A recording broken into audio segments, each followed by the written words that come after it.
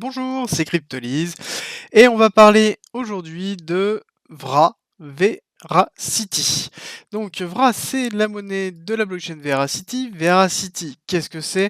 C'est une blockchain qui a pour vocation de travailler autour de l'e-sport, des NFT et surtout devenir un des leaders des digital currency dans le domaine du gaming principalement.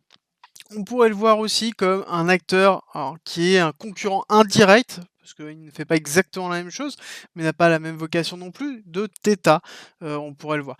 Il a vraiment, un œil tourné vraiment sur l'e-sport, hein, avec des partenariats notamment, sur Riot Games et PUBG. On a, notamment, les tournois de Valorant qui sont dessus, on a CS:GO qui tourne aussi dessus. Alors, la notion de partenariat est très relative, hein, d'accord? Par rapport à Riot Games, par exemple, ce n'est pas un partenariat, entier avec Riot Games, c'est juste que une partie des Valorant, notamment sur une compétition, sont, sur, Veracity, d'accord?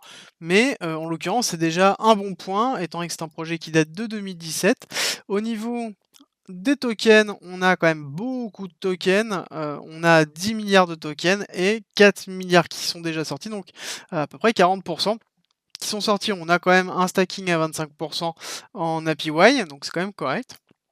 Au niveau de l'équipe, alors c'est peut-être le petit point faible, moi je trouve. Si on doit comparer Theta à Vra, je considère que l'équipe de Theta est peut-être un petit peu plus au-dessus par rapport à ça, mais en l'occurrence, ça reste quand même une équipe qui est solide.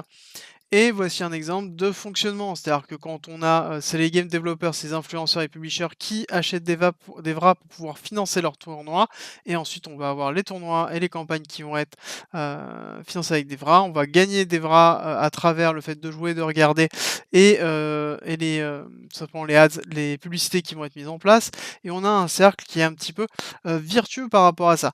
Ce qu'il faut comprendre, c'est que du coup au niveau de leur roadmap, on a quand même beaucoup de choses qui sont en place pour 2022, mais pas de game breaking. On n'a rien de vraiment, game breaking par rapport à ça. Alors que par exemple sur un Theta en 2022, on va avoir le mainnet qui va se donc pour moi, il est important de surveiller les 2 au niveau fondamental, Theta et Vra, parce qu'ils peuvent être très bien concurrents que, tout simplement complémentaires, d'accord? Donc il est important de pouvoir suivre parce que Theta peut très simplement et très facilement arriver sur le même domaine que Veracity et ne va pas avoir le même poids du tout que Vra par rapport à ça, que ce soit par rapport au financement lui-même ou le reste, d'accord? Donc il est très, très important de pouvoir suivre l'évolution des 2 et de pouvoir comparer. Concernant l'analyse technique, petit rappel, je ne suis pas un conseiller financier, je vous présente tout simplement, mon analyse, ma façon de faire. À vous de m'utiliser, comme un indicateur parmi tant d'autres pour construire votre propre stratégie, d'accord?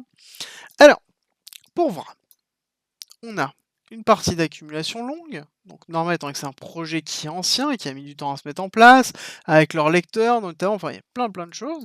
Donc on a eu un premier pump début 2021, suivi justement de l'après-crise, on va dire ça comme ça. En mai, on quelque chose d'une schématique qu'on revoit quasiment sur toutes les cryptos à l'heure actuelle. Ensuite, on a eu un premier pump qui s'est effectué avec le pump général de cette fin d'année, un retracement et on a eu un second pump, qui s'est effectué et notamment il a grandement profité du métaverse, parce qu'en l'occurrence, Veracity aura vocation à travailler par exemple sur des NFT de métaverse et de l'e-sport de métaverse. Pourquoi pas? On peut très bien voir cet actif là-dessus.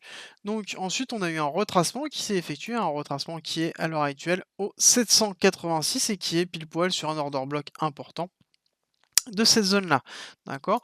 Donc là, pour l'instant, on est sur quelque chose d'assez classique. On pourrait considérer que c'est une vague 1 et une vague 2 qui est en train de se faire.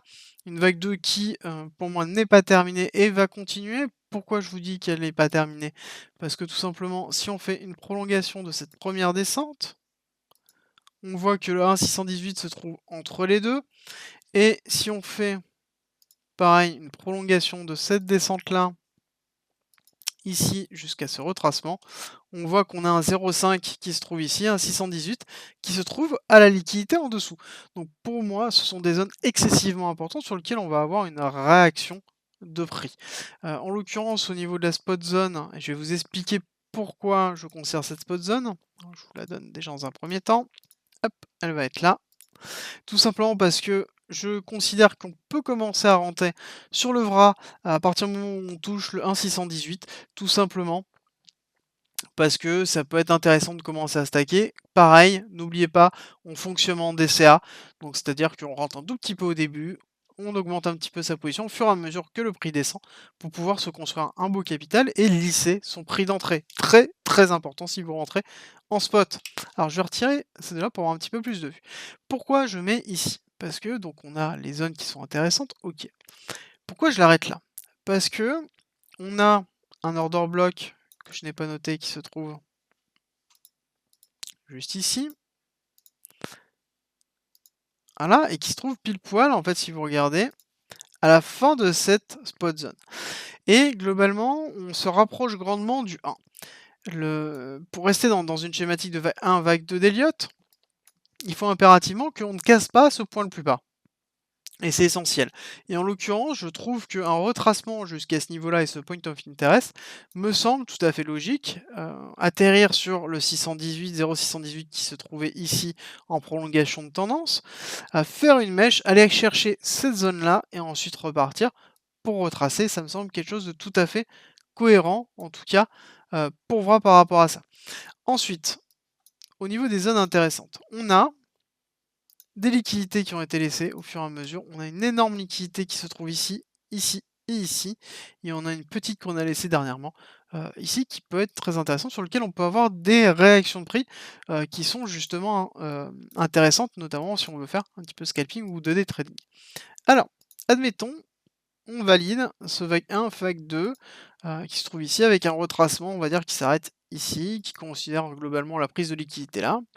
On pourrait très bien voir un VRA qui se trouve à 1,618, donc avec un gros pump, avec un VRA qui va à 0,14, enfin 0,15 on pourrait dire. Ok, par contre ça va pas être tout de suite. Pourquoi? Parce que comme je vous ai dit, il y a beaucoup de tokens. Le Q2, il y a beaucoup de... La roadmap elle est complète, mais il n'y a pas d'élément qui va faire qu'il va avoir un engouement massif. Donc pour moi, je considère que le VRA est un actif à surveiller qui va descendre doucement, en tout cas sereinement dans cette zone de spot, comme ça, tac, et va peut-être potentiellement stagner et accumuler ici pendant un certain temps, voire même accumuler là. Et quand le moment sera venu, qu'il y aura suffisamment de jetons qui sont sortis et suffisamment d'engouement pour la plateforme et que fondamentalement on a de la news, on peut aller partir chercher une validation de l'accumulation par un spring, un STB, un spring, et ensuite pousser derrière. Pour moi, par contre, ce n'est pas un actif qui va forcément performer cette année, mais qui, en l'occurrence, peut valoir le coup d'acheter, en tout cas durant cette année, de façon pour pouvoir le stacker uniquement, bien évidemment, si vous croyez en ce projet et que vous voyez un avenir fort dans le VRA par rapport à ça. Et n'oublions pas que l'actif principal opposé, on va quand même avoir deux autres actifs qui rentrent en opposition. On va avoir UOS, qui donc Ultra, qui s'est déjà annoncé en plus d'être une plateforme de vouloir travailler avec l'e-sport. Et on va avoir ensuite Theta, qui est dans le divertissement et aussi a plus ou moins annoncé qu'ils voulaient travailler dans l'e-sport et les NFT. Donc globalement, ils vont être trois gros sur ce marché-là, trois anciens sur ce marché-là. On va voir qui va rester à la fin ou s'il va avoir une alliance et se séparer le gâteau. Pourquoi pas, moi en tout cas, ça m'intéresserait de voir ce fonctionnement comme ça. D'accord?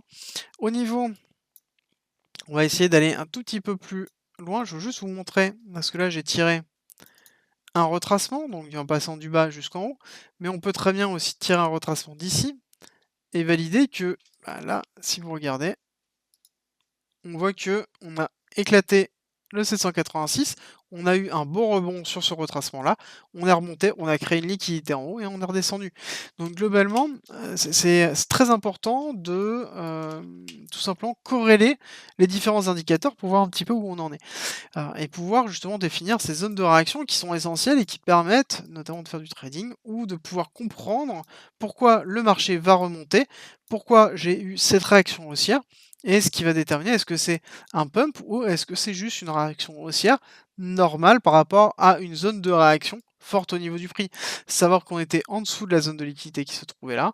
On avait de l'impermanent lost qui se trouvait ici. Donc globalement, c'est quand on a tout simplement un prix sur lequel une mèche n'est pas revenue d'un côté ou de l'autre de la bougie. C'est une zone d'haute volatilité sur lequel généralement on va avoir pas mal, d'orders qui vont être laissés et donc du coup, c'est une zone sur lequel on sait qu'on va travailler et on voit qu'on a méché notamment directement dessus. On a repris toute cette zone-là et ensuite on est remonté, on a fait une zone de réaction sur, la zone de Fibonacci que je vous ai montré. On est reparti, on a créé une liquidité forcément quand on a 2 énormes mèches là comme ça, on va créer une liquidité au-dessus pour pouvoir faire le short et donc du coup on va avoir une liquidité forte, au-dessus et entraîner justement la chute. Pareil là on voit qu'on est en train de créer de la liquidité sur cette petite zone ici. Cette liquidité-là va bientôt être prise pour potentiellement remonter un tout petit peu et redescendre. De toute façon dans tous les cas comme je vous ai dit, moi je les attends, le VRA en tout cas à partir de 0,015, jusqu'à potentiellement 0,028.